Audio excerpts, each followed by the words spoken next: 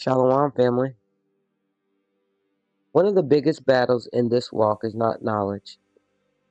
It is not understanding, it's surrender. Because many people want truth, but they still want control.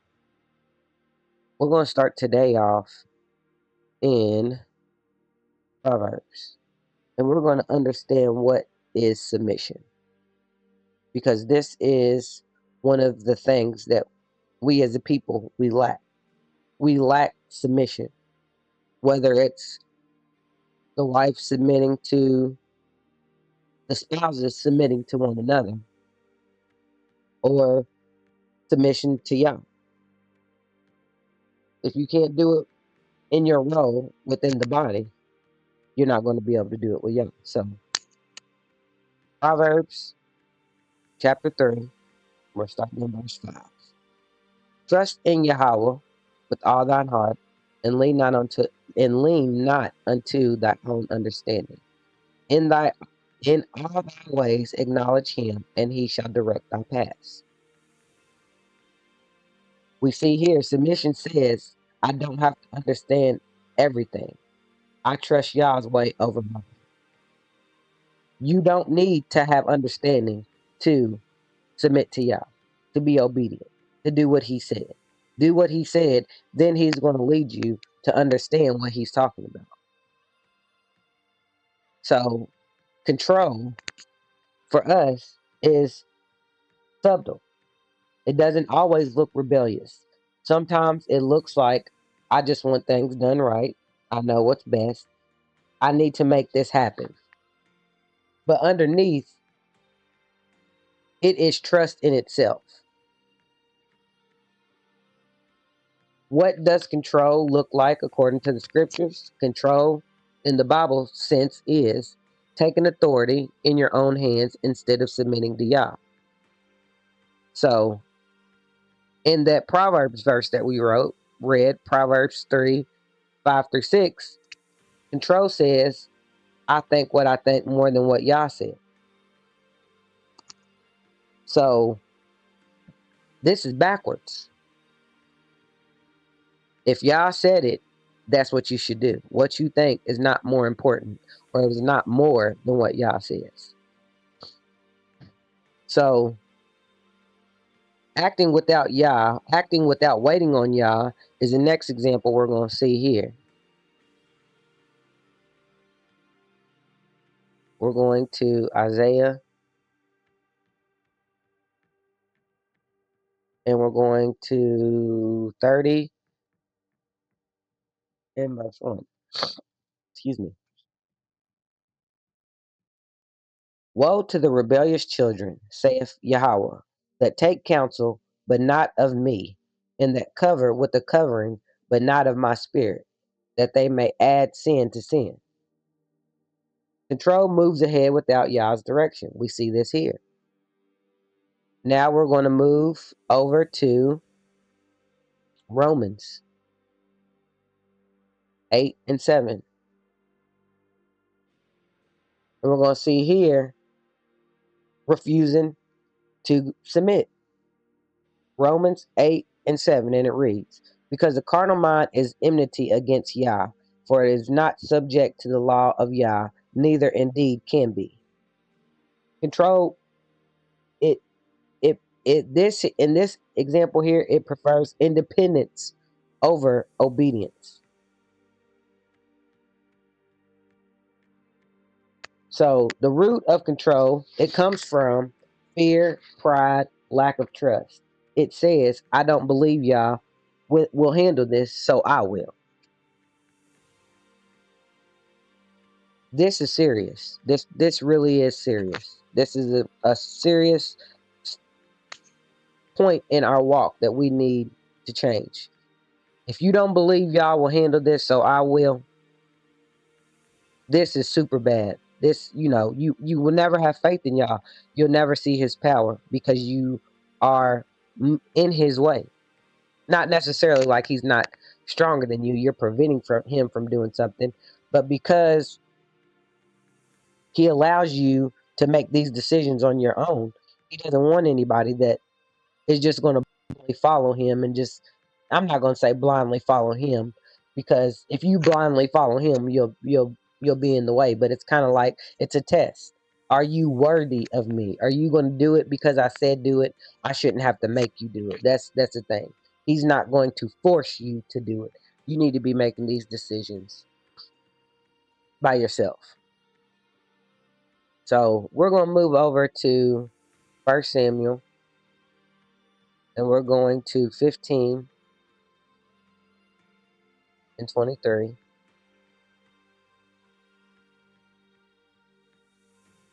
And we're going to see why this matters. So you have submission, and then you have rebellion. This situation, this subject here matters because when we refuse to submit, we step into the same spirit as witchcraft. Throw outside of Yah. That's what witchcraft is. So in 1 Samuel chapter 15, verse 23, it reads, "For rebellion is as the sin of witchcraft, and stubbornness is as iniquity and idolatry.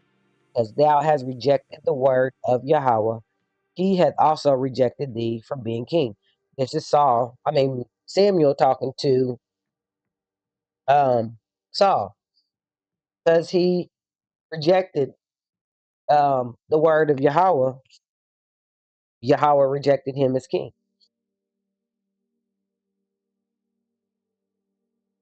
This is what we need to be reflecting on within ourselves. Are we rejecting the word of Yah? Because if we are, he's going to reject us. So, examples of control in the scripture, this is not just a concept.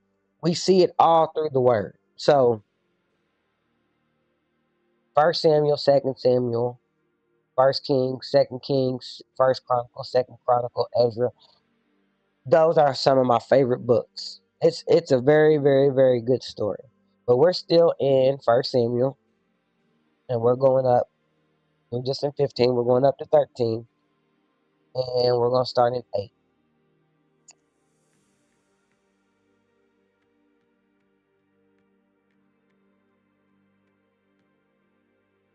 All right, and it reads, "And he tarried 7 days, according to the set time that Samuel had appointed.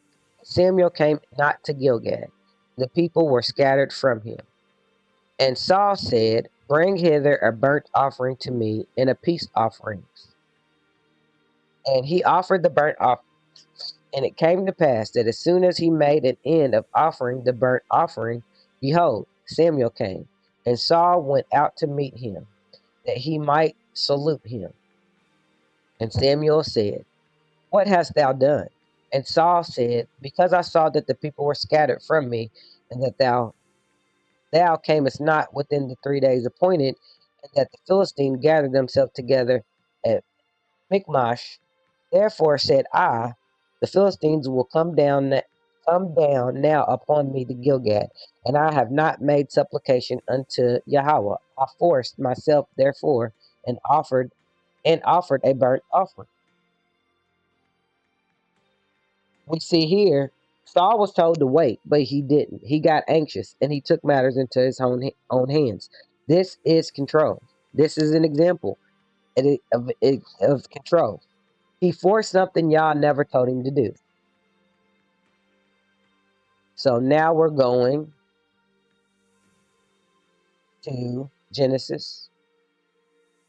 And we're not going to read this whole story, but I want to take you there. Well, this is the story of Abraham and Sarah. If you read this, Genesis chapter 16, Yah made a promise to Abraham. But in this story, they didn't wait. They created their own solution. This was control, trying to produce what Yah promised without trusting his timing. And we see later on that Sarah and her handmaid had issues. If they would have just waited and listened to Yah, everything would have worked without all the heartache. The heartache for Abraham. Abraham had a heartache. Sarah had heartache. If they listened, neither one of them would have had any heartache. They would have had everything that was promised to them, which they got what was promised to them, but they tried to do it without Yah, without trusting on Yah. This is an example of control. This is an example of saying, I don't trust what Yah is doing. I'm going to do it myself. I'm going to get this done myself. And you're going to crash every single time. So the next one we're going to look at is in Numbers. And we're going to 20. We're going to start at 8.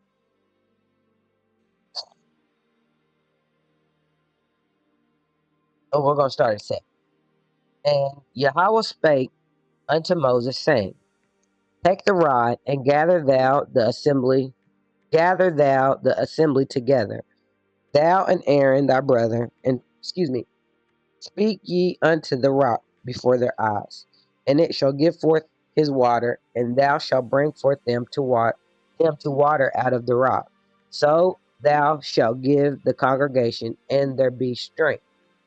And Moses took the rod from before Yahweh as he commanded him.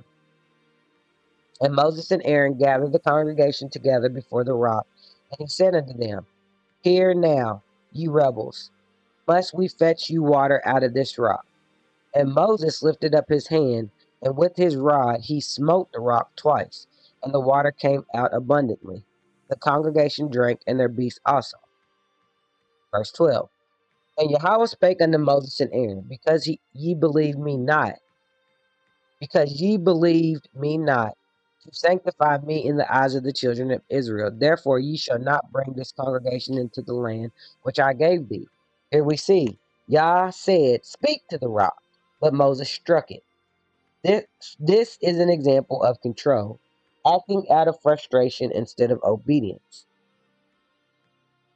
If he would have just did what exactly Yah did, he didn't believe him. So Moses didn't believe him not to sanctify me in the eyes of the children. What's this word? Sanctify.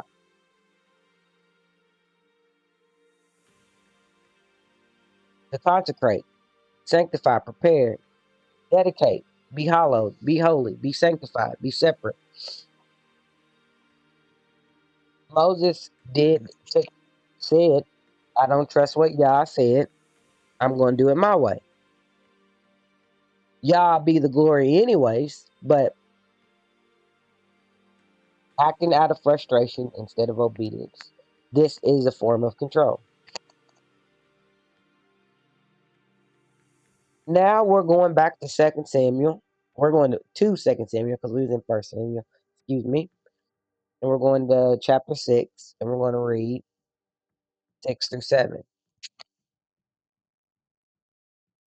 And when they came to Nachon's threshing floor, Uzzah put forth his hand to the ark of Yah and took hold of it, for the oxen shook it. And the anger of Yahweh was kindled against Uzzah, and God smote him there for his error, and he died by the ark of Yah. So, in this story here, Uzzah wasn't supposed to touch. I believe it was only the priests that were allowed to touch the ark of Yah. And Uzzah, because instead of letting whatever happen, he knew he wasn't supposed to touch it. But when it started to shake, you know, a reaction would be to try to catch it. But if he would have listened to Yah, what looked right would be him trying to catch it. It wasn't instructed. This is a form of control. He told you don't touch this thing or you're going to die. Uzzah touched it, and Yah smote him there for his error. And there he died by the ark of Yah. Yah is not one to be played with. He's going to show you. He's the bringer of life and death. Why would you play with him? I understand some people don't know his power. They don't understand, the people that are not in the truth. But the people that know how powerful he is and understand who he is, why would you play with him? So here we're going to see Yahweh Shai. We're going to Luke. And we're going to 22 and 42. Excuse me. So this is right before Yahweh Shai was crucified. But this is what he said. Let's go up. So we're going to start at 39. And he came out and went as was wont to the Mount of Olives, and his disciples also followed him. And when he was at the place, he said unto them, Pray that ye enter not into temptation. He was withdrawn from them about a stone's cast, and kneeled down and prayed, saying, Father, if thou be willing, remove this cup from me. Nevertheless, not my will, but thine will be done. He asked y'all, but he said, Not my will, but thine be done. Even in suffering, he chose submission. He took what Yah said to do, did it. Even when he didn't want to do it, when he wanted the cup removed from him, told him, Nevertheless, not my will, but thine be done. This is what he says. This is everybody's example. There's nothing wrong with asking him things. Excuse me, family, give me 1 second.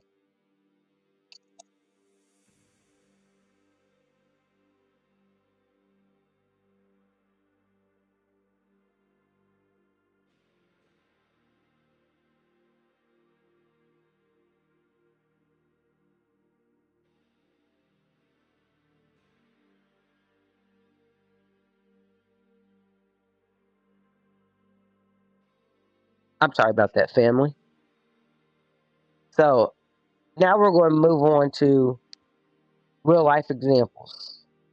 A real life example is trying to force relationships, control outcomes, manipulate timing instead of waiting on Yah.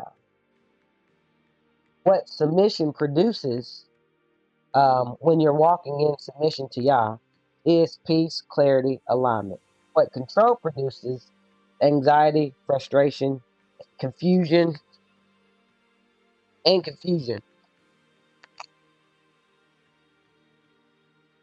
So to wrap this all up, we all need to be walking in submission of Yah. We cannot walk in obedience while holding on to control. So with this, family, I'm going to say shalom.